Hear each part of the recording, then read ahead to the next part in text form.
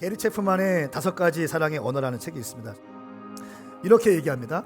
결혼 초기에는 서로 적응하느라 바빴고 아이가 태어나면서 육아하느라 정신이 없어서 시간이 어떻게 가는 줄 몰랐습니다.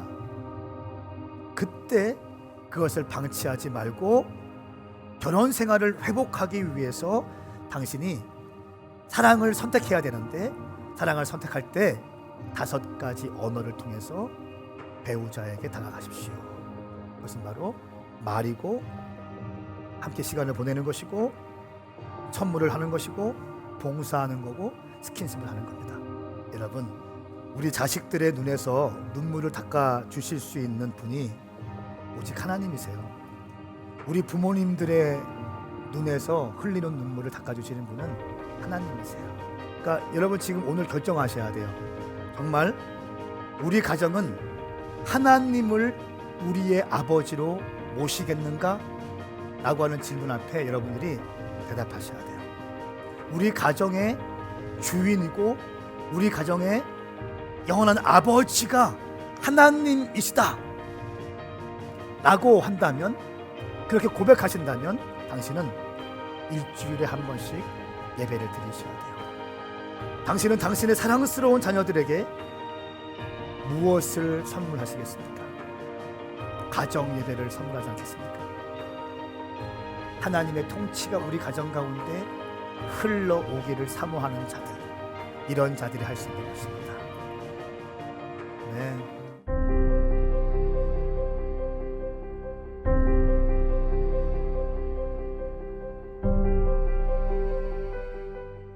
안녕하세요. 저는 최노아입니다. 저는 리사입니다. 저는 강아입니다. 윤우야, 윤우 어디 있어요? 오메가 교회에 다니고 있는 5학년 박시우입니다. 키즈 3학년 박건우입니다. 지금 옆에 있으니까. 저는 좀 맛있는 거 먹을 때, 그리고 부모님이 특별히 좋아하는 음식을 먹을 때 많이 생각이 나는 것 같아요. 월요일마다 목사님 일용할 양식 메시지를 들을 때 목사님 가정이 되게 행복하게 화목하게 가정 예배 드리는 그러한 모습을 보면서 그때가 가장 많이 떠오르는 것 같아요. 항상 생각나죠. 근데 그 중에서도 예배 드릴 때 좀 많이 생각나고, 기도를 하게 되고, 그리고 이제 기도할 때 생각나고, 뭐 애들 생각나고, 뭐 좋은 거 맛있는 거 볼 때 먹을 때 항상 다 생각나죠. 네. 같이 노는 거예요. 코로나가 끝나면 축구 경기나 야구 경기 같이 보러 가고 싶어요. 아, 축구. 사차기야 놀이터 가는 거예요. 놀러 가는 거예요. 저희 부모님은 사역하시는 교회가 있으셔서 같이 예배를 드릴 수 없기 때문에 나중에 기회가 된다면 같이 예배 드리고 싶습니다. 네, 먼저는 하루속히 아들과 이 오메가 교회에서 열정적으로 신령과 진정의 예배를 드리는 거고요. 더 나아가서 하나님 나라의 완성을 위해서 함께 헌신하고 싶습니다. 저희 가정에 하나님이 훈련시키시는 이러한 시간들이 있었는데, 그 시간 동안 아이들이 잘 견뎌주고 잘 자란 것에 대한 고마움을 먼저 전하고 싶고, 그 시간 동안 엄마의 부족함도 있었을 텐데 거기에 대한 미안함도 전하고 싶습니다. 엄마, 아빠 사랑해요. 새 휴대폰 사주세요. 저를 여기까지 키워주셔서 감사하고 아기 낳아주세요. 엄마 아빠 사랑해요. 감사하고 사랑한다는 말을 하고 싶어요. 사랑해요. 감사하고 사랑합니다.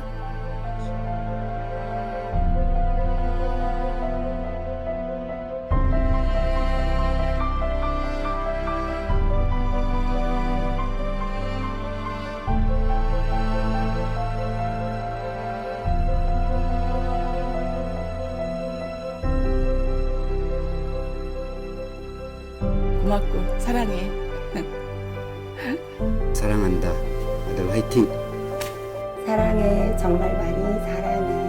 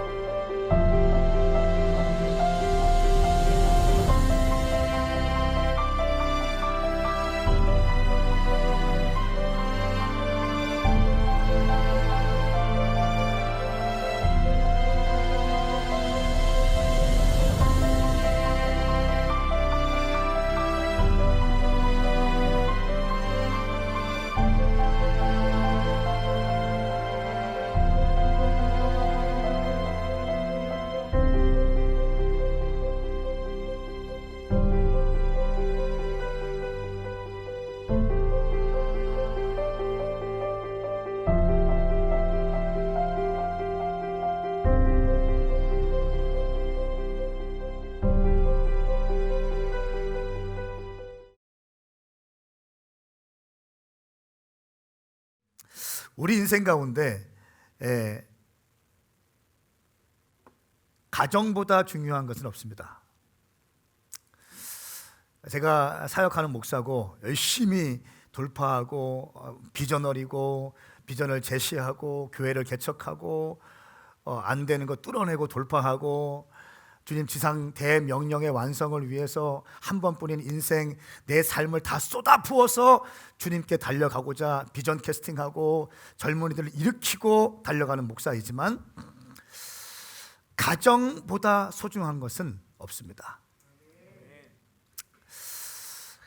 기도만 열심히 한다고 되는 것이 아니라 말씀만 열심히 본다고 되는 것이 아니라 가정을 가꾸기 위해서 당신이 노력을 하셔야 됩니다. 아름다운 꽃이 피기 위해서는 꽃 잘 피게 해주십시오 주님 믿습니다 한다고 되는 게 아니라 이건 기본인 거예요. 크리스찬들에게 기본이고, 그 다음에 이 꽃을 잘 피게 하기 위해서는 적절한 물을 줘야 되고 또 적절한 온도가 있어야 되고 태양이 있어야 되는 것이고 토양이 준비돼야 되는 것처럼 여러분의 그 가정을 아름답게 잘 가꾸기 위해서 노력하실 수 있기를 축복합니다. 물론 기본이 예배죠, 기도이죠. 이건 필수입니다. 그리고 여러분들이 노력하시라는 거예요. 노력하지 않으면 꽃은 피어지지 않습니다. 오늘 저는 가정 세미나 당신의 가정을 견고하게 세우라, 이 책을 가지고 말씀을 선포하겠습니다. 베다니 세계 기도센터에 미국에 있는 그 기도센터에서 나온 가정 세미나 교재입니다. 제가 올 2월 달에 터키에 갔을 때 가정 세미나를 발주해서 발표도 하기도 하고 또 멘토링 받으면서 배웠던 그 내용입니다. 김삼성 목사님의 강의를 제가 들었습니다. 또 김 목사님은 베다니 선교센터의 교재를 가지고 강의를 준비하셨고 저희도 발제를 했습니다. 그러면서 제 안에 너무 큰 기쁨이 있었어요. 너무 큰 회복이 있었고 제 아내와 함께 새로운 어떠한 친밀감이 형성되어지고 어떻게 가정을 우리가 섬겨야 되는지, 남편의 역할이 무엇인지, 아내의 역할이 무엇인지, 자녀에게 우리가 어떻게 지도할 것인지에 대해서 또 갈등 해결을 어떻게 할 것인지에 대해서 배울 수 있는 너무 좋은 시간이 되었습니다. 그래서 오늘 설교 메시지는 요 가정 세미나, 당신의 가정을 견고하게 세우라 라고 하는 세미나의 첫 번째 강의안을 그대로 설교할 겁니다. 아멘인가요? 요 내용들, 이 디테일한 내용들까지 다 들어 있습니다. 그래서 오늘 말씀은 요 책을 기반으로 해서 또 제가 배운 멘토링을 기반으로 해서 말씀을 증거할 것이고 6월 6일부터 시작되어지는 가정 세미나는 두 번째 챕터부터 10주간 이렇게 시작될 것입니다. 그래서 여러분의 삶 가운데 정말 이 가정에 대한 중요성을 배울 뿐 아니라 어떻게 준비해야 되는지까지 잘 준비되어 있기 바랍니다. 아멘인가요? 너무너무 중요한 원리입니다. 그래서 제가 결혼 주례를 할 때는 이 세미나를 수료한 사람들만 좀 주례하려고 그래요. 또 우리 교회에서 리더십들의 필수 과정으로 선정해 놨습니다. 왜냐하면 하나님의 영광을 위해서 앞장서서 제 옆에서 뛰려면 건강한 사람들이 뛰어야 돼요. 건강하지 않으면 언젠가는 문제를 일으켜요. 저는 그거를 알면서 방치하고 싶진 않아요. 그러니까 무슨 말이냐면 가정을 온전히 다스리지 못하고 가정을 온전히 케어하지 못하면 사실은 문제들이 일어납니다.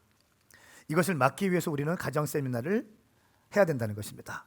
그러니까 청년들은 온전한 가정을, 성경적인 가정을 가꾸기 위해서 준비하는 과정이고, 우리 장년들도 마찬가지입니다. 지금 관계가 안 좋고 힘들고 또 퍽퍽하고 그런 사람이 있습니까? 그런 분들, 그런 가정들, 우리 장년들, 또 우리 교회에서 쓰임 받고 싶으신 분들은 리더십의 필수 과정으로 넣어놨습니다. 가정이 견고하지 않으면 아무리 사역을 열심히 하고 아무리 설교를 잘하고 아무리 예배도 잘하고 아무리 목양을 잘한다 할지라도 결국 문제는 드러나게 된다. 그래서 가정이 견고해야 되고 가정이 건강해야 하나님께도 귀하게 장기적으로 쓰임받을 수 있다. 할렐루야. 여러분 어디 그런 은혜가 있게 축복합니다.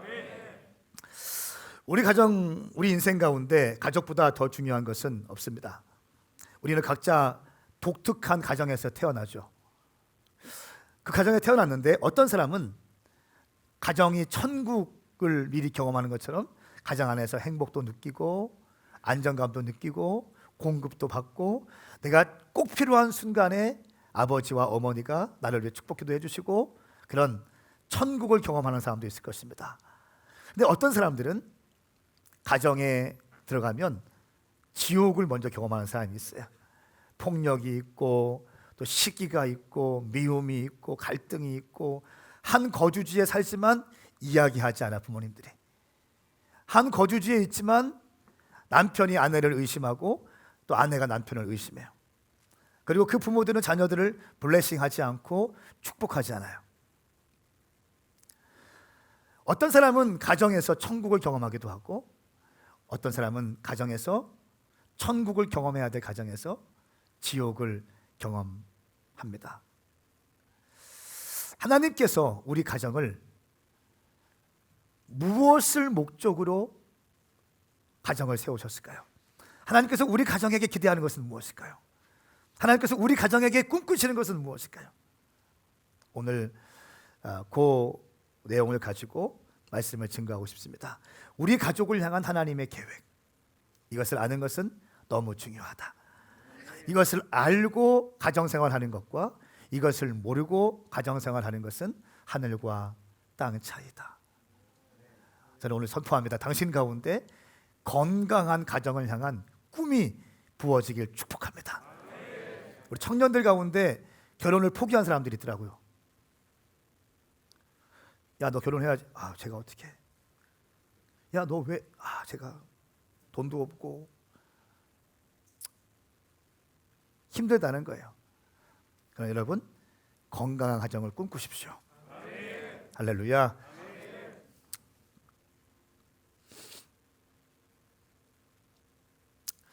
가족이 적절하게 기능을 발휘하고 하나님의 부르심대로 달려갈 때 우리 인생은 아름다워지고 풍요로워집니다. 이 땅에서 볼 수 없는, 세상에서 볼 수 없는 하늘의 가치가 운동하고 있는 가정은요, 그 안에 기쁨이 있고 평강이 있습니다. 세상에서 바라보는 가정과 세상에서의 가정의 어떤 의미와 성경에서 말씀하고 있는 가정의 의미는 다릅니다. 세상에서 말하고 있는 남편의 역할과 아내의 역할과 성경에서 말하고 있는 남편과 아내의 역할은 다릅니다. 우리는 그리스도인이기 때문에 성경적인 원칙을 따르기를 바랍니다. 가정이 왜 필요한가? 그리고 가정이 내게 중요한 이유는 무엇인가? 한번 생각해 보십시오. 가정이 왜 필요한가? 그리고 가정이 내게 중요한 이유는 무엇인가? 하나님은 지구에서 모든 놀라운 것들을 창조하셨습니다. 그런데 그 모든 동물과 또 생물과 하늘과 땅과 바다와 별과 모든 것을 창조하셨고 마지막 날에 하나님의 형상으로 남자와 여자를 창조하셨습니다. 하나님의 형상으로 사람을 창조하시되 남자 여자를 창조하셨습니다. 그리고 그 하나님의 형상으로 지어진 자들에게는 하나님의 이미지, 하나님의 비전을 그 안에 심어 넣으셨습니다. 오직 인간에게만 하나님의 형상을 심어 넣으셨고 하나님의 비전을 심어 넣으셨습니다. 그리고 인간에게 그 하나님이 지으신 모든 창조 만물을 다스리고 통치하고 정복하는 비전을 심어 넣으셨습니다. 창세기 1장 27절과 28절 말씀 우리 함께 읽겠습니다. 시작. 하나님께서 사람을 그분의 형상대로 창조하시니 곧 하나님의 형상대로 사람을 창조하시되 하나님께서 그들을 남자와 여자로 창조하셨습니다. 하나님께서 그들에게 복을 주시며 그들에게 말씀하시기를 자식을 많이 낳고 번성해 땅에 가득하고 땅을 정복하라. 바다의 물고기와 공중의 새와 땅 위에 기는 모든 생물을 다스리라 하셨습니다. 아멘. 하나님이 남자와 여자를 창조하시고 그 안에 하나님의 형상을 집어넣으시고 그것이 끝이 아니라 그 인간들에게 기대하시는 것은 복을 주시면서 자식을 많이 낳아 번성하고 가득하고 정복하고 다스리라고 주님께서는 명령하셨습니다. 이것이 하나님께서 우리를 향한 하나님의 계획이고 하나님의 의도입니다. 이해되세요? 무슨 말인지? 당신은 그냥 태어나서 그냥 먹고 싸고 돈 벌고 이렇게 죽는 인생이 아니라는 거예요. 하나님께서 여러분을 창조하실 때에는 분명한 목적이 있는데 그것은 바로 이 땅을 창조하고 다스리고 정복하고 누리고 번성케 하는 비전을 심어 넣으셨다는 것입니다. 오직 당신에게만, 오직 우리 인간에게만 그 하나님의 형상과 하나님의 비전을 심어 넣으셨다는 것입니다. 그리고 인간들에 의해서 이 땅이 정복되어지고 다스려지고 통치되어지는 것을 하나님께서는 꿈꾸셨다는 거예요. 근데 오늘날 우리의 모습은 어떻습니까? 우리의 모습은 깨어지고 정복이 아니라 생존하기에 급급한 인생이 되었습니다. 너무나 무기력하고 깨어질 대로 깨어진 연약한 그릇들이 되었습니다. 왜 그럴까요? 하나님께서 기대하고 계신 것은, 하나님의 비전은 우리가 멋진 가족 환경을 만들어가는 것입니다. 우리의 가족이 하나님께서 꿈꾸신 대로 잘 준비되어져서 하나님의 비전을 성취할 수 있는 환경으로 우리 가정이 준비되어지는 거예요. 이것을 주님이 원하시는 겁니다. 첫 번째는 하나님의 비전은 동역관계입니다. 창세기 1장 2장 18절 말씀에 보시면 하나님께서는 돕는 배필, 여호와 하나님께서 말씀하셨습니다. 사람이 혼자 있는 것이 좋지 않으니 내가 그에게 알맞은 돕는 사람을 만들어 주겠다 말씀하셨어요. 그러니까 개역개정 말씀은 돕는 배필로 나옵니다. 그러니까 헬퍼, 도와주는 사람이에요. 함께 하는 사람이라는 것입니다. 그러니까 남자를 먼저 창조하시고 남자의 갈비뼈에서 아내를 창조하셨죠. 그러니까 아담에게 아주 대대적인 수술을 하신 거예요. 특별한 수술을 하셔서 갈비뼈를 빼서 아내를 만들어 놓으셨습니다.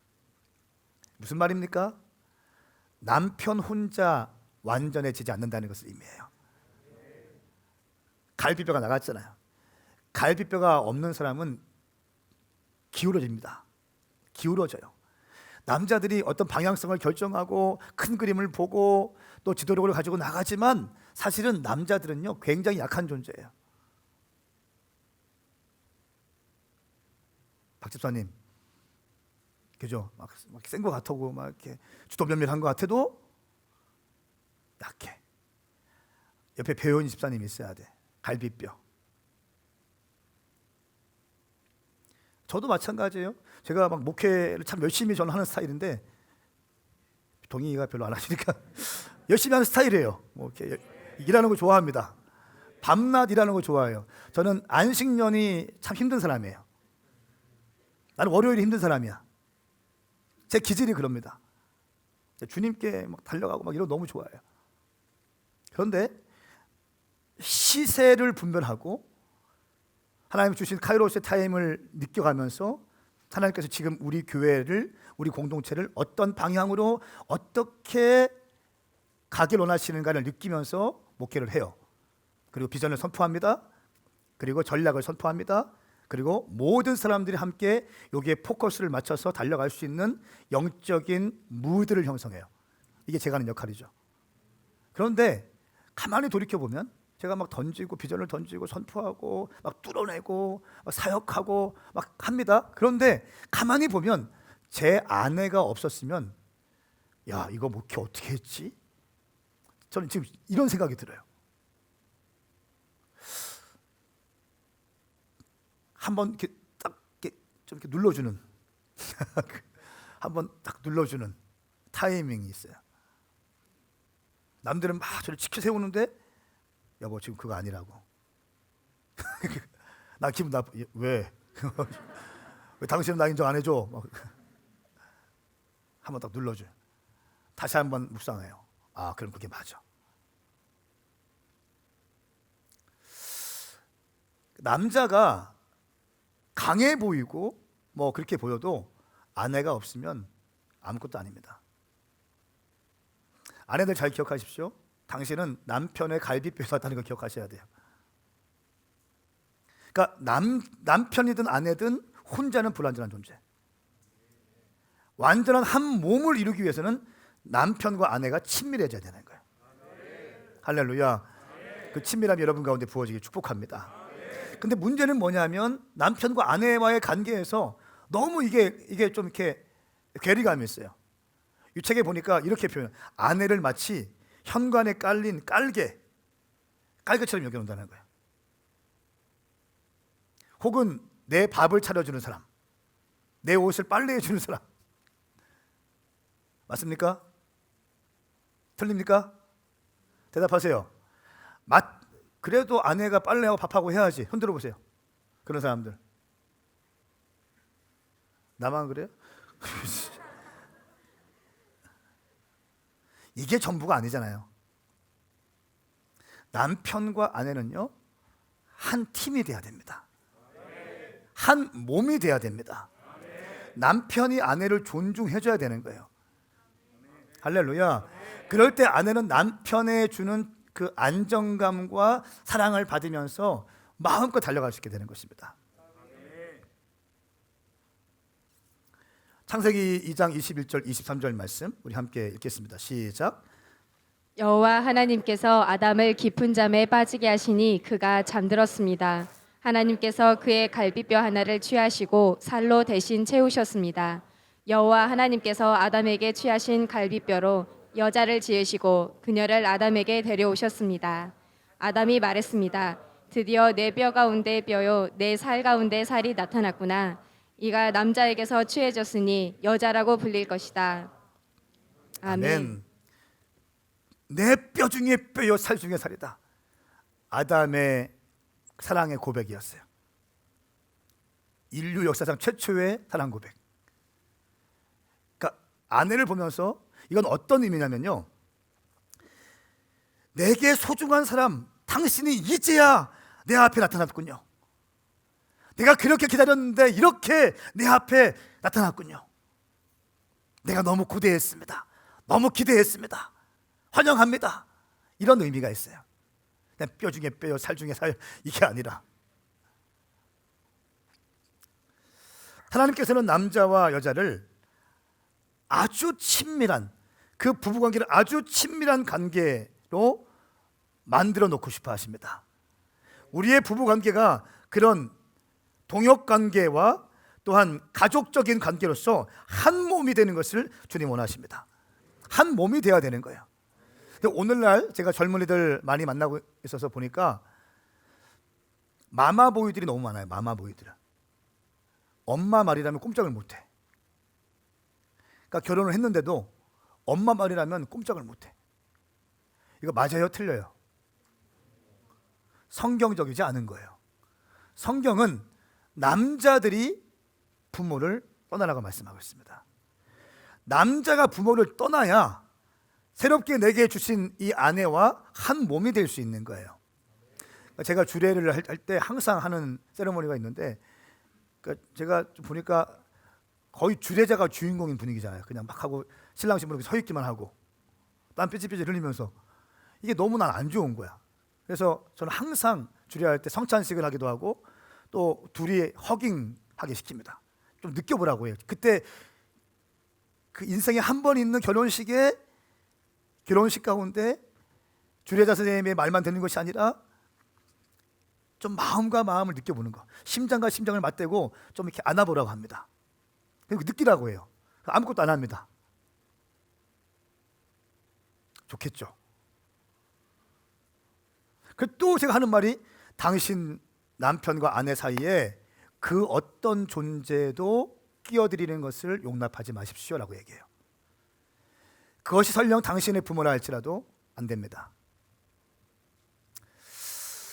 재정적으로 독립하는 거, 감정적으로 독립하는 거, 정서적으로 독립하는 거 매우 중요합니다. 성경 말씀은 절대로 틀리지 않아요. 남자가 부모를 떠날 때만이 아내와 한 몸이 될 수 있어요. 한 몸이 되지 않으니까 깨어지고 또 식어지고 무슨 문제가 있을 때마다 엄마한테 달려가고, 그러니까 30이 넘었는데도 엄마 치마 폭에 있어. 그런 사람 절대 만나지 마십시오. 아멘 하세요. 성경적인 만남이 아니에요. 마마보이는 당신을 힘들게 할 겁니다. 그런데 이런 게 있습니다. 그러니까 둘이 끌어안고 문제를 해결하고 또 씨름하고 기도하면서 말씀 보면서 음성 들으면서 같이 막 나아가요. 그런데 인생에서 중요한 순간에 걸릴 때가 있어요. 그럴 때는 우리의 부모님들의 지혜를 배우는 것은 너무 중요합니다. 혹은 영적인 지도자들의 조언을 받는 건 너무 중요합니다. 근데 먼저는 남편과 아내가 한 몸이 돼야 돼. 한 몸이 되지 못하게 하는 모든 것들을 제거하셔야 됩니다. 그렇게 하길 바랍니다. 아내와 결합해서 한 몸을 이루라고 말씀하고 있습니다. 하나님의 비전은 한 가족이 되는 것이고 그것은 한 몸이 되는 것입니다. 또한 하나님께서 우리 가정 가운데 꿈꾸시는 것은 완전한 친밀함이에요. 친밀감. 이 친밀감에 대해서 얘기할 때 사람들은 성적인 관계에 대해서만 얘기할 때가 있습니다. 그렇지 않습니다. 정서적으로, 감정적으로 완전히 친밀함을 누릴 수 있는 관계가 되어야 되는 것입니다. 남편과 아내가 영혼, 몸, 육체적으로 하나됨을 의미하는 것입니다. 하나님께서는 결혼 관계에서 의도하신 것은 바로 친밀함을 유지함으로 한 몸이 되는 것입니다. 근데 오늘날 많은 사람들이 거주지는 같이 한 집에 살고 있지만 친밀함 없이 사는 사람이 너무나 많습니다. 그러니까 여러분 잘 들으세요. 이 메시지를 들을 때 부딪히는 사람이 있을 겁니다. 말씀을 들을 때 부딪히거나 아니면 내 삶이, 내 결혼 생활이 지금 좀 말씀에 비춰봤을 때 잘못된 길을 가고 있다라고 느껴지는 사람이 있을 거예요. 그럴 때 말씀을 회피하지 마세요. 아멘 하세요. 그때 말씀을 회피하지 마시고 말씀을 붙잡아야 되는 것입니다.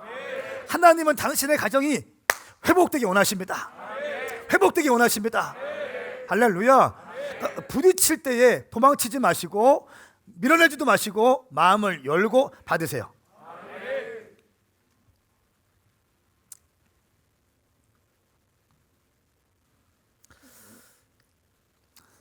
하나님은 남편과 아내가 서로 믿을 만한 존재이고 가장 친한 친구이면서 가장 사랑하는 사람이 되기 원하십니다.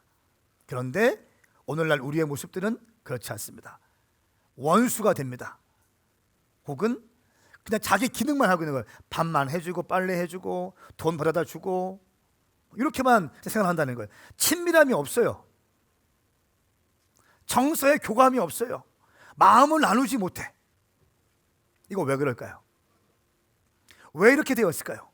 하나님께서 우리를 창조하시고 하나님의 형상으로 창조하시고 이 땅을 다스리라고 하셨고 그리고 성인이 되어서 사랑하는 사람이 만났고 한 몸이 되어졌다고 믿고 이 사람과 평생을 살아가야 되는데 왜 우리는 그렇게 기쁨이 없이 그렇게 가정생활을 할 수밖에 없을 것일까요?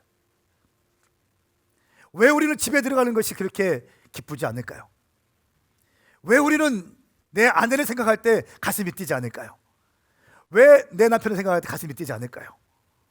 왜 이가 갈릴까요?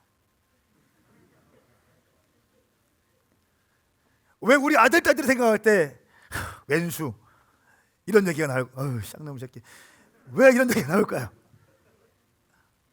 제가 소년원 사역을 많이 했잖아요. 소년원 사역을 처음 했는데 제가 좀 무섭게 했습니다. 아주 강한 애들이 있기 때문에 한 20년 동안 사역한 것 같은데, 뭐 이렇게 약물 중독 뭐 이렇게 다 이런 애들이니까. 근데 아버지에 대한 제 말을 순종합니다. 제가 무섭게 하니까. 그런데 아버지 얘기 나오면 저한테 이렇게, 목사님, 전사님 말 다 순종하겠는데 아버지 그 새끼 얘기는 하지 마세요. 그래요.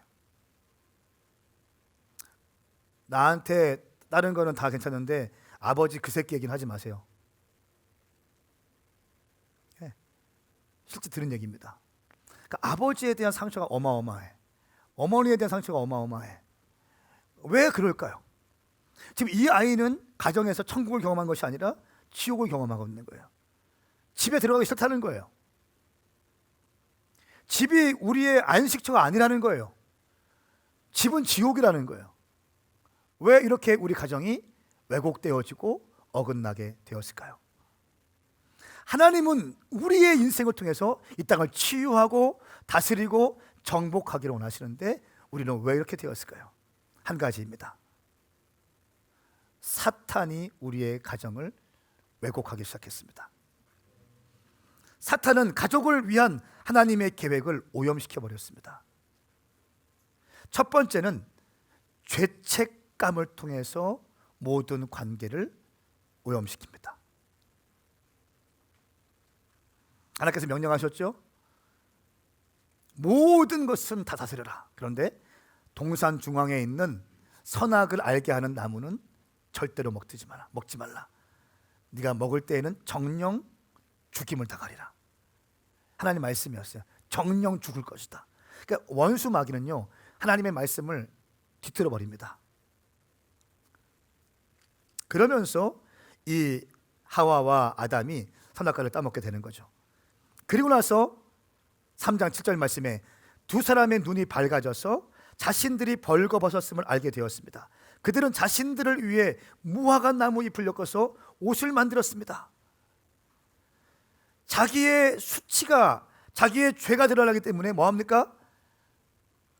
나뭇잎으로 자기의 수치를 가리기 시작하는 겁니다. 눈이 밝아지기 시작합니다.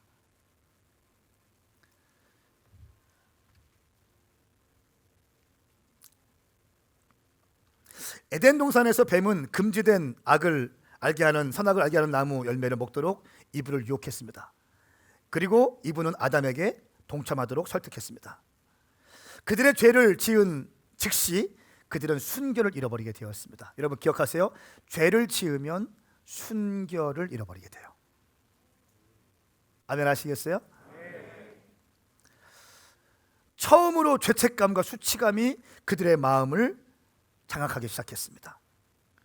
그들은 자신이 벌거벗은 것을 숨기기 위해서 잎사귀로 자신을 덮으려고 시도합니다. 여러분, 우리 가족 안에서 완벽한 사람이 어디 있나요? 제가 완벽해 보입니까? 이렇게 지금 가정에 대해서 설교하고 있는데 저는 과연 100% 만점짜리 아빠인가요? 황사론? 아빠 어때? 봐요, 진짜 짠 거 아니지, 그지? 우리 시원이 어디 있어? 시원이 아빠 어때? 좋아, 좋지? 아빠 같은 남자 좋아? 봐요. 설교만 나이스하게 하는 것이 아니라 아빠도 잘해주지, 그지? 맨날 안수기도 해주고 뽀뽀해주고, 그지?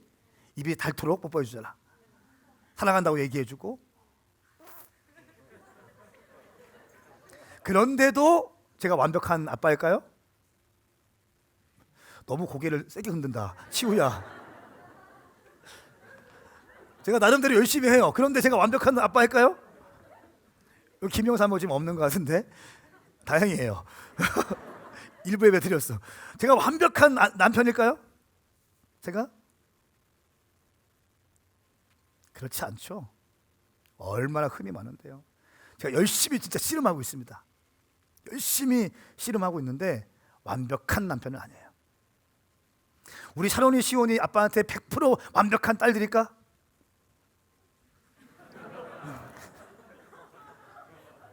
할 말 많어. 완벽하지 않아요. 완벽한 사람이 어디 있어? 완벽하지 않습니다.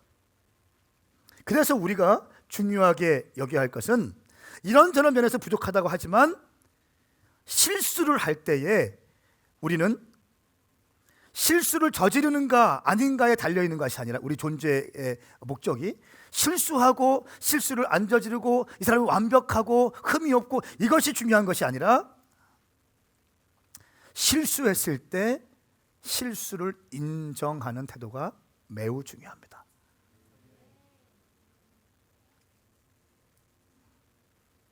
실수를 인정하고 그것을 어떻게 하면 하나님께 영광 돌리는 방법으로 회복할 수 있을까라고 하는 과정들을 반드시 거쳐가야 합니다.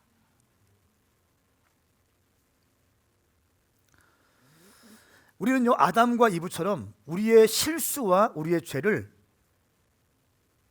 커다란 잎사귀로 가리고 나서 숨어 있으려고 하는 경우가 굉장히 많습니다. 마치 우리의 죄의 수치감으로부터 자신을 방어하기 위한 수단으로 커다란 나뭇잎들을 준비합니다. 분노, 어떤 비난의 전가, 교묘한 조작, 거짓말, 거절, 이것을 우리를 덮을 때에 사용하는 커다란 나뭇잎이죠.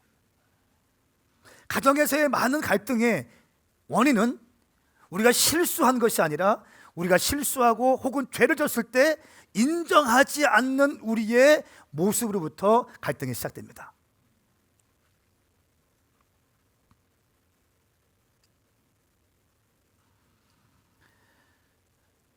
책임을 지려고 하기보다는 책임을 전가하고 불친절하고 사려 깊지 못하며 거룩하지 못했음을 인정하는 것을 거절하는 우리의 태도 때문에 가정에 큰 싸움이 나는 거죠. 교회도 마찬가지입니다. 여러분, 완전한 목사가 어디 있습니까? 완전한 장로 권사들이 어디 있습니까? 다 깨어진 인생들인데 그래요, 안 해요? 다 깨어졌어요. 다 무너졌어요. 근데 뭐가 문제입니까? 인정하지 않아. 책임을 전가해. 이게 문제인 거예요. 교회도 마찬가지고 가정도 마찬가지고 내 인생에서의 모든 관계도 마찬가지입니다. 사랑하는 여러분, 실수했을 때는 미안하다, 이 말 한마디 진실되게 하기를 축복합니다.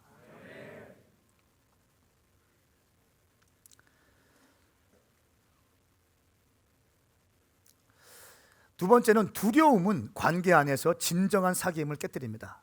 두려움이라는 것은 진정한 사귐과 친밀함을 깨뜨립니다. 창세기 3장 8절부터 10절까지 말씀 함께 좀 읽겠습니다. 시작. 서늘한 바람이 부는 그날 동산을 거니시는 여호와 하나님의 소리를 듣고 아담과 그의 아내가 여호와의 낯을 피해 동산의 나무 사이로 숨었습니다. 여호와 하나님께서 아담을 부르시며 네가 어디 있느냐고 말씀하셨습니다. 아담이 대답했습니다. 제가 동산에서 하나님의 소리를 듣고 벌거벗은 것이 두려워 숨었습니다. 아멘. 네, 두려워 숨었습니다. 여호와의 낯을 피해 동산의 나무 사이로 숨었습니다. 주님 말씀은 네가 어디 있느냐? 벌거벗은 것이 두려워서 숨었습니다. 아담과 이브가 큰 잎사귀를 준비해서 잎사귀 뒤에 숨어 있지만 그렇다고 해서 두려움이 가신 건 아니에요. 두려움은 여전히 남아 있습니다.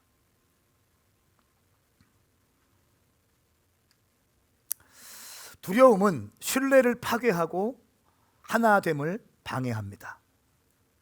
두려움은 고립시키고 분리시키고 평화를 깨뜨리고 일치를 깨뜨리고 삶의 순수함을 빼앗아가 버립니다. 가족 안에 많은 종류의 두려움이 있는 것 같습니다. 어떤 이들은 배우자나 부모로부터 거절당할 것을 두려워하고 또 어떤 이들은 언어적, 육체적인 학대, 성적인 학대들로부터 끔찍한 두려움과 싸우고 있기도 합니다. 또 어떤 이들은 결혼 생활이 실패할 것에 대한 두려움을 가지고 있기도 합니다. 또 경제적인 파산과 가난을 두려워하기도 합니다.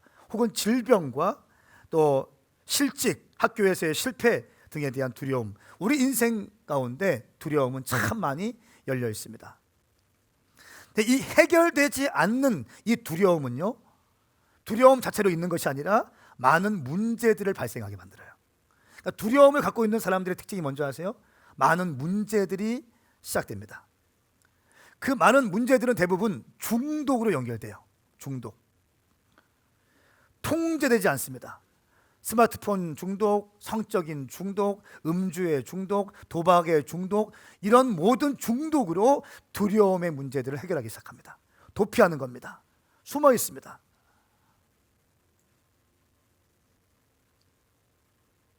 그렇게 되면서 인생이 점점 무너져 가게 되는 것입니다. 여러분, 두려움은 하나님께서 본래 가족에 대한 비전과 하나님의 꿈과는 거리가 먼 것이었습니다. 하나님께서 가족을 창조하실 때, 남편과 아내가 한 몸이 되게 하실 때는 가정은 천국을 경험하는 가장 기본적인 단위였어요. 가정에 들어가면 행복하고, 아버지가 있고 어머니가 있고, 자녀들이 하하호호 웃으면서 있고, 아버지가 자녀들을 블레싱하고, 아내를 사랑하고, 아내는 남편과 함께 이야기하고 결정하고 또 순종하고, 자녀와 남편을 위해서 맛있는 음식을 준비해주고, 그것을 받은 남편은 맛있게 음식을 준비한 아내를 위해서 간절히 축복기도 해주고, 우리에게 이렇게 맛있는 음식을 해준 엄마한테 박수 하고 먹고, 가끔 이런 거 합니다. 해 안 해? 하지? 다 이게 진짜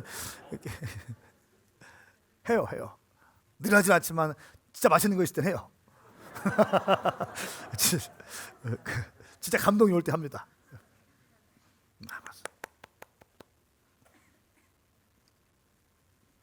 하나님께서 원하시는 가정의 모습은 어떤 것입니까?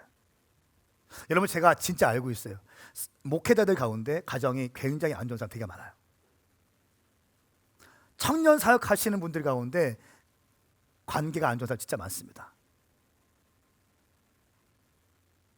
사역은 열심히 하고 뚫어내고 여기저기 사역을 다니는데 가정에서는 관계는 진짜 안 좋은 사람 진짜 많이 알고 있어요.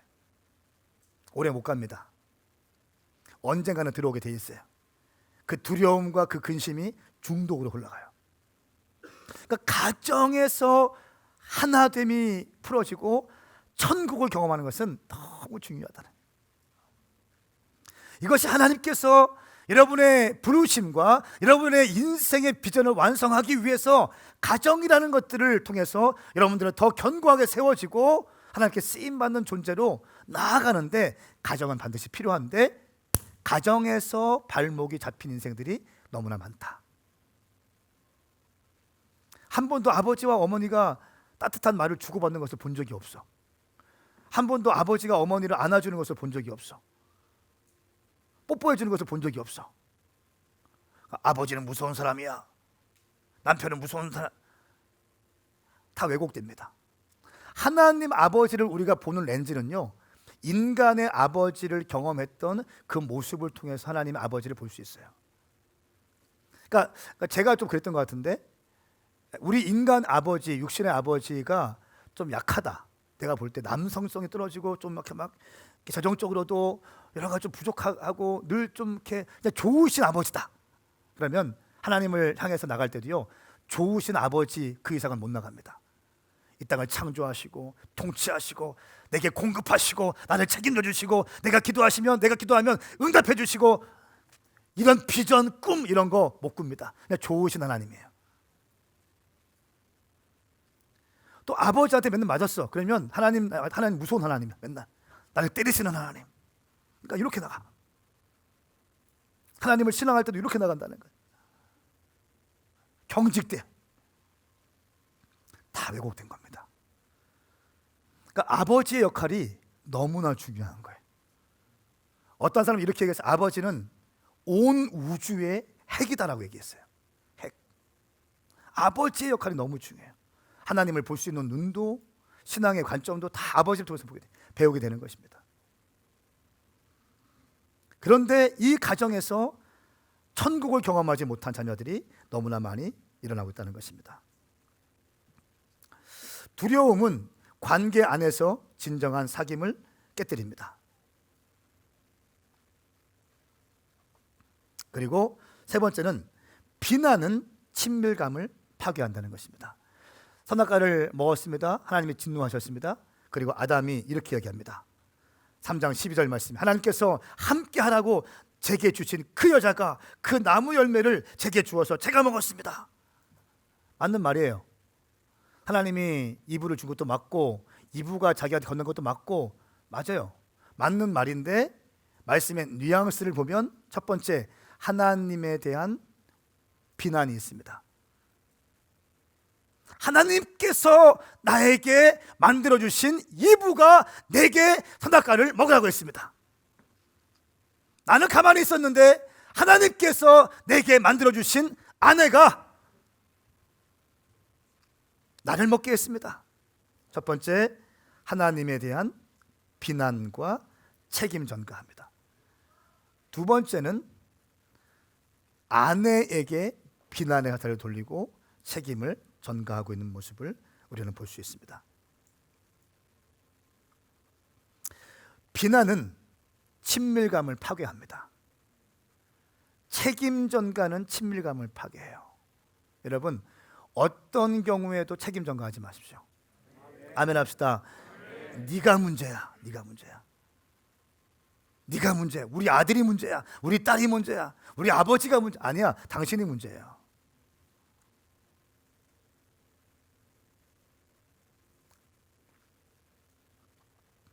이렇게 해서 하나님의 계획을 사탄은 오염시키는데 죄를 통해서, 죄책감을 통해서, 두려움을 통해서, 또 비난을 통해서 관계를 파괴합니다. 그러니까 신앙생활에서 말이 굉장히 중요합니다. 모든 관계도 마찬가지, 부부 관계도 마찬가지, 말이 중요합니다. 저희 교회가 언어생활 너무 중요하게 여깁니다. 그렇죠?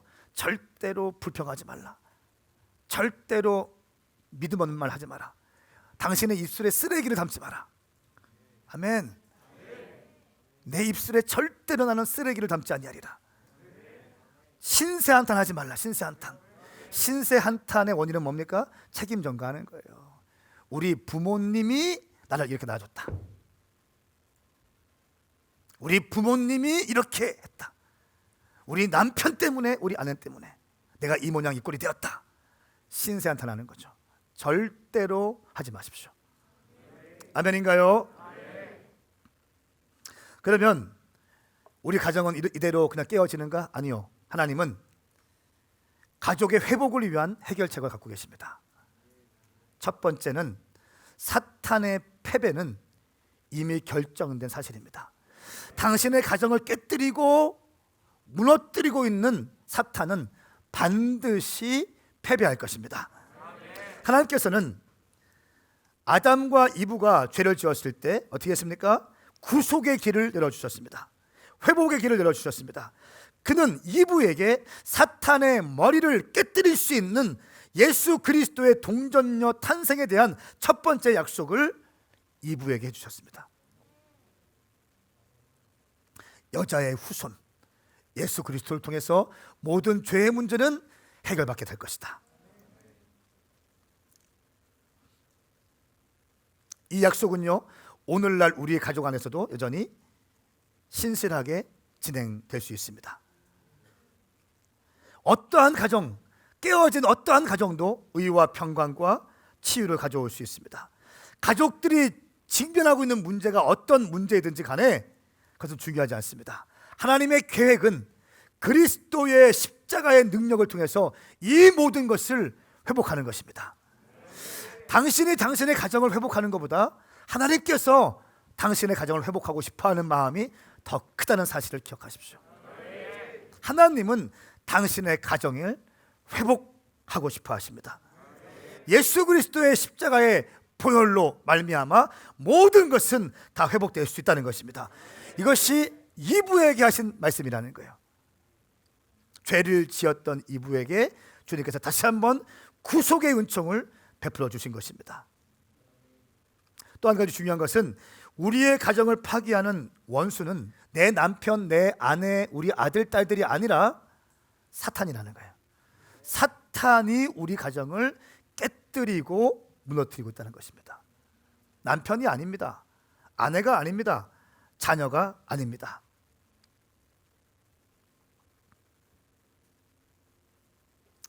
인간의 타락은 사실은 아담이 그의 아내를 뱀의 영향력으로부터 적절하게 방어했더라면 피할 수 있었습니다.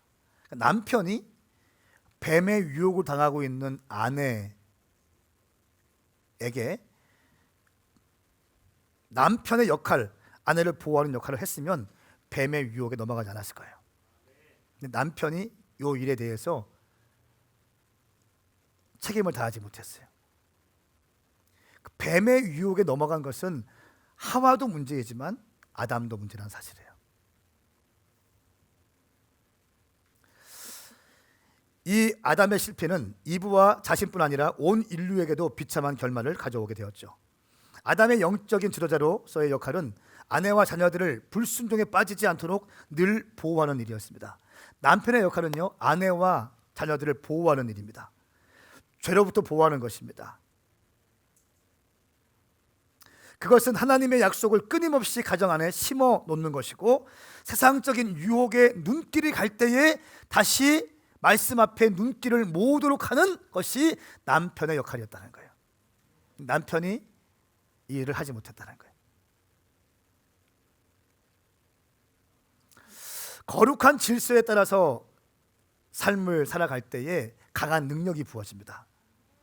거룩한 질서, 하나님의 통치 질서와 말씀에 기반을 둔 영적인 질서 안에서 살아가는 공동체의 힘을 사탄은 알고 있습니다. 그렇기 때문에 이 거룩한 질서를 파괴하고자 합니다.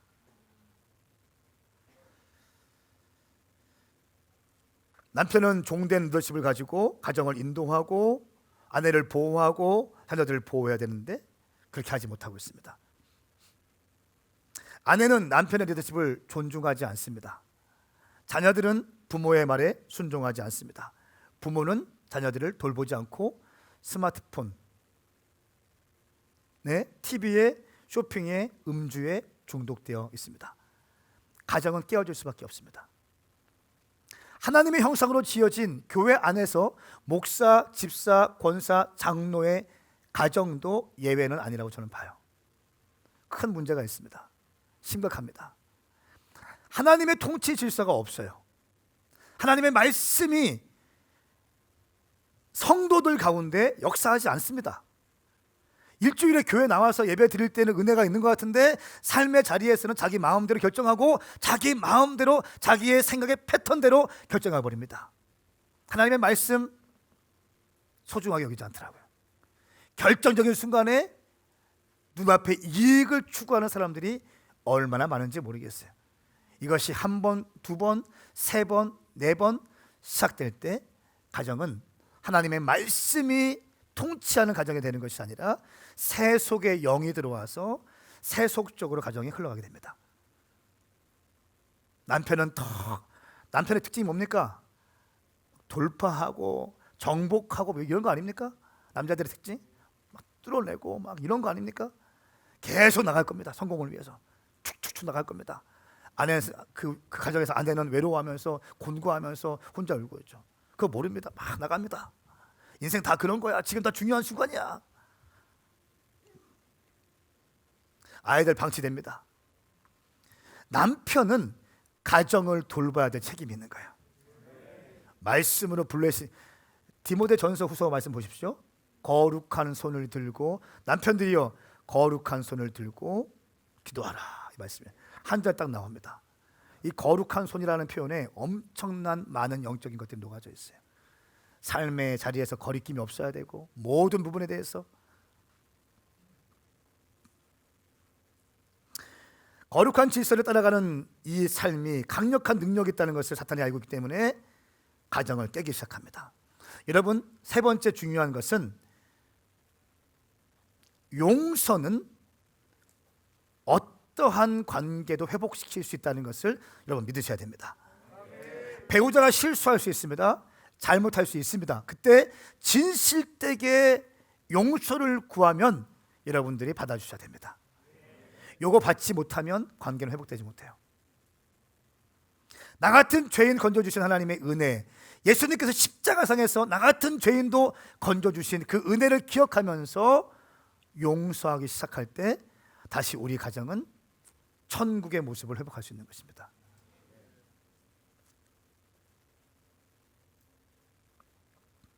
여러분, 오늘 저는 말씀을 하나님께서 우리 가정을 향한 비전, 멋진 가족적인 환경을 만드는 것이다, 동역의 관계였고 비전이었고 친밀감이었다. 이 위대한 하나님의 비전을, 가족을 향한 비전을 사탄은 계속 오염시킨다. 어떻게 해요? 첫 번째, 죄책감을 통해서. 두 번째, 두려움을 집어넣는다. 세 번째, 비난한다. 책임 전가한다. 그래서 하나님의 위대한 계획을 오염시킨다. 그러나 하나님께서는 방법이 있는데 그것은 바로 사탄은 반드시 피한다. 예수 그리스도의 보혈 앞에 다 무너지게 될 수 있다. 두 번째는 신적인 질서를 지켜야 된다. 말씀이 그 가정 가운데 통치되어지고 말씀이 가정의 중심이 되어질 때 하나님이신 말씀이 그 가정들을, 아내와 남편과 자녀들을 보호할 수 있다. 그리고 진정한 용서는 어떠한 관계도 회복시킬 수 있다. 이렇게 말씀을 전했습니다. 함께 일어나시겠습니다.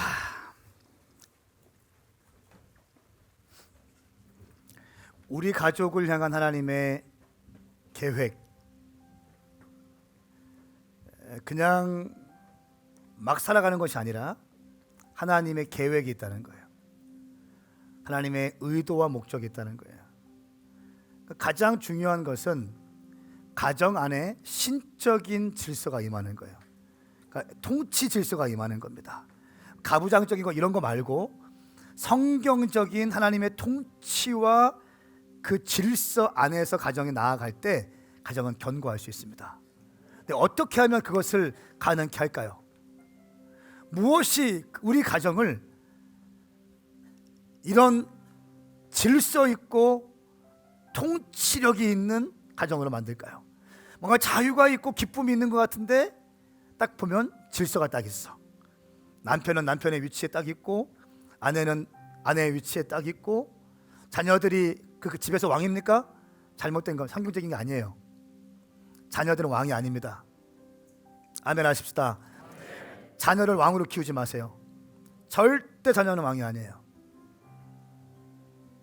자녀들은 아버지와 어머니의 사랑을 받고 말씀으로 양육받으면서 세워져야 될 존재이지 왕처럼 키우지 마십시오. 인생 무너지고 가정이 깨어집니다. 그러면 어떻게 하나님의 이 신적인 질서가 있는 가정 가운데 우리가 나갈 수 있는가? 그것은 바로 말씀인 것입니다. 하나님의 말씀은 살아있고 운동력이 있어 힘이 있으며 양선날 어떤 칼보다도 더 예리해서 혼과 영과 관절과 골수까지 찔러 쪼개기까지 하며 마음의 생각과 의도를 분별한다. 말씀의 능력이 그 심령을 터치할 때, 요한복음 6장 말씀에는 생명을 주는 것은 영이므로 육신은 아무 소용이 없다. 내가 너희에게 한 말은 영이고 생명이다. 여러분의 자녀들을 어떻게 견고하게 키우시겠습니까? 사도행전 20장 32절 말씀에 이제 내가 여러분을 하나님과 그분의 은혜의 말씀에 맡깁니다. 부모님들 잘 들으세요. 내가 우리 아들 딸들을 하나님과 그분의 은혜의 말씀에 맡깁니다. 그 말씀이 여러분을 든든하게 세워 거룩함을 입은 모든 사람들 가운데 기업을 받게 하실 것입니다. 말씀이 우리 아들 딸들을 세우는 겁니다. 제가 왜 매일같이 일용할 양식을 하느냐, 왜 집회 갈 때도 차에서라도 일용할 양식을 녹음하고 공항에서도 녹음하고 해외에서 녹음하고 심지어 비행기 안에서도 녹음하고 때로는 졸리면서까지 이게 무슨 말인지 모르면서도 그냥 보내는가 하면 말은 영이고 생명이기 때문에 말씀이 교회 가운데 흥왕하게 매일같이 말씀이 청년과 장년과 우리 10대와 아이들까지 흘러가게 하기 위해서 말씀이 아니면 우리 성도들을 보호할 수 없는 것을 내가 알고 있기 때문에 할렐루야. 아버지들은 말씀의 사람이 되어야 됩니다.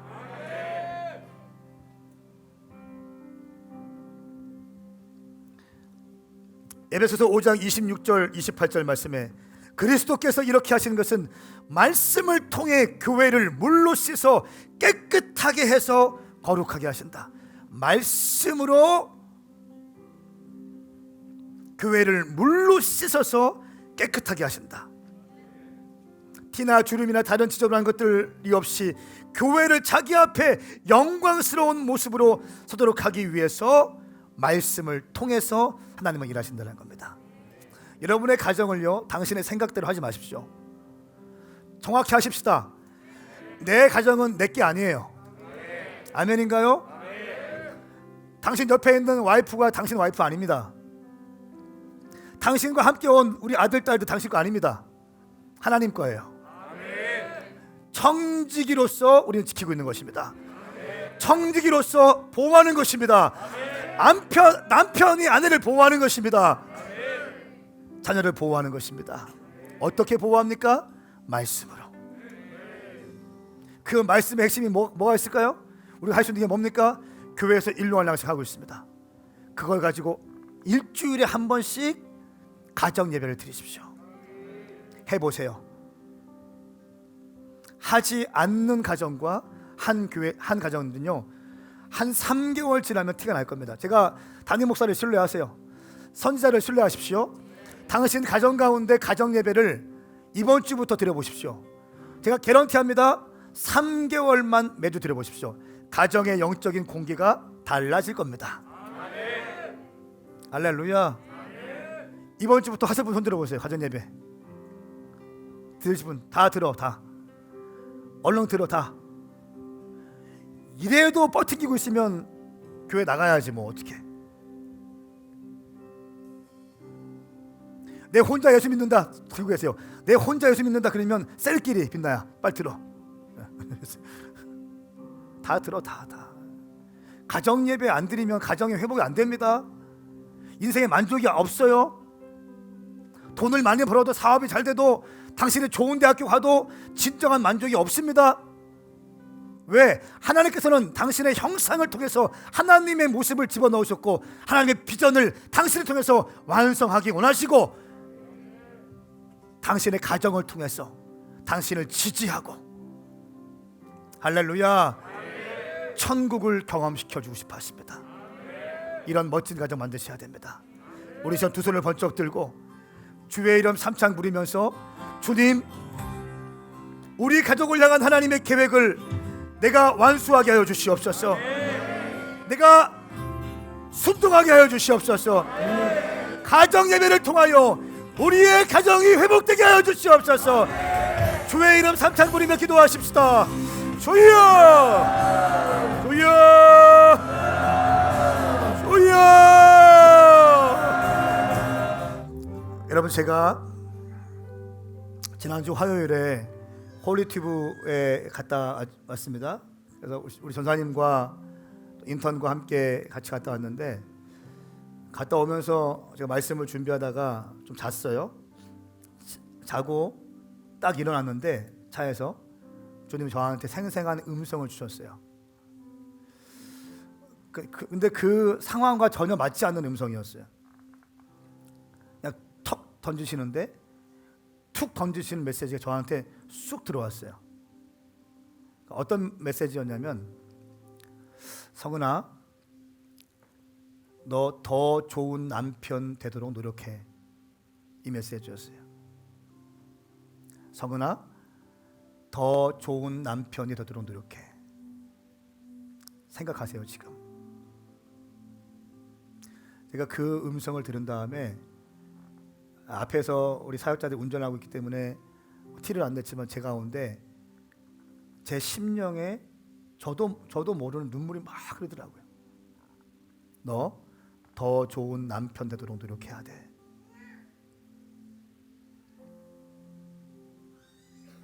하나님의 비전을 완성하는 가정을 만들기 위해서는요, 그냥 되는 게 아니에요. 우리가 힘쓰고 애쓰고 노력해야 돼요. 가정을 가꾸는 것은 꽃을 가꾸는 것과 같습니다. 난을 가꾸는 것과 같아요. 우리가 교회에서 기도만 열심히 한다고 난이 잘 큽니까? 꽃이 잘 큽니까? 아니요. 기도 필수이고 우리가 노력을 해야 돼요. 물도 줘야 되고요. 먼지도 닦아내야 되고요. 좋은 환경을 만들어내야 돼요. 여러분, 더 좋은 남편이 되도록 노력하십시오. 더 좋은 아내가 되도록 노력하세요. 더 좋은 자녀가 되도록 노력하십시오. 당신은 더 좋은 부모가 되셔야 됩니다. 당신의 가정이 당신 때문에 더 좋은 가정이 되도록 여러분은 힘쓰시고 노력하셔야 됩니다. 제가 노력이라는 말 썼습니다. 그냥 되는 게 아니에요. 그냥 되는 게 아니에요. 노력하셔야 돼요. 힘쓰셔야 돼요. 제가 약속할 수 있어요. 3개월만 힘쓰고 애써 보십시오. 경청하세요. 남편들 아내 말에 경청하세요.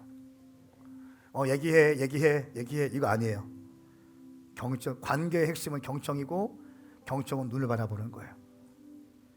다른 일을 하면서 아내 얘기를 듣는 것이 아니라 얘기해 이거 저 보세요. 얘기해 바빠 얘기해 알았어 이거 아니라는 거예요. 눈을 바라보는 거예요. 얘기해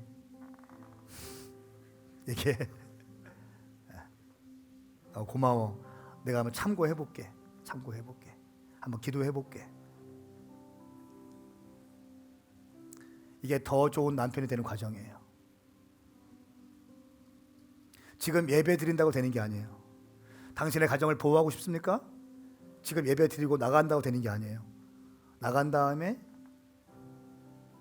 아내한테 용서를 구할 사람은 용서를 구하셔야 되고요. 내가 가장으로서 말씀이 운행하는 가정으로 하지 못한 거 있으면 회개하셔야 되고요. 아내들은 남편을 존중하지 못했고 남편을 컨트롤하려고 했던 것, 조종하려고 했던 것 회개하셔야 돼요. 노력이에요. 이 모든 거 그냥 안 되는 거예요.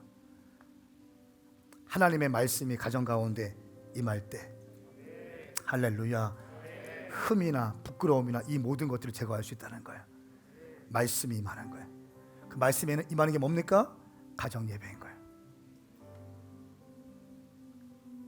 당신의 가정을 회복하기 위해서 예배는 필수다. 3개월 동안 예배 드려보고 저하고 얘기했으면 좋겠어요. 일단 순종하세요. 아멘. 아멘. 우리 한 번 더 기도합시다. 두 손을 번쩍 들고 기도할 때 주님, 내가 더 좋은 남편이 되겠습니다. 내가 더 좋은 아내가 되겠습니다. 내가 더 좋은 부모가 되겠습니다. 내가 더 좋은 자녀가 되겠습니다. 나의 가정을 나 때문에 더 좋은 가정으로 만들겠습니다. 주님 나와 함께하여 주시옵소서. 주의 이름 삼창 부르고 기도합니다. 주여, 주여, 주여. 거룩하신 주님, 우리 오메가 교회 모든 가정 공동체가 회복되게 하여 주십시오. 가정이 지옥이 아니라 가정이 천국이 되게 하여 주십시오. 권위 질서가 분명히 있지만 그 안에 사랑이 꽃피고 자유가 있고 기쁨이 넘치고 꿈을 꾸며 사랑이 꽃피는 가정이 되게 하여 주시옵소서. 우리 가정에서 성장하는 모든 아들 딸들마다, 우리 차일드와 키드들마다 우리 부모님이 만난 하나님이라면 나는 주님을 끝까지 섬기겠습니다. 부모님의 신앙을 통해서, 부모의 관계를 통해서 인생에 대한 비전과 부르심을 발견할 수 있는 멋진 가정이 되게 하여 주시옵소서. 더 나은 남편을 위하여, 더 나은 아내를 위하여 우리가 노력하게 하여 주십시오. 더 나은 부모가 되게 하여 주십시오. 더 나은 자녀가 되게 하여 주십시오. 우리의 가정을 견고하게 세우게 하여 주십시오. 감사합니다. 주님, 예수님의 이름으로 기도하옵나이다. 아멘. 그렇게 인도하실 주님께 영광의 박수 올려드리겠습니다. 주님을 찬양합니다.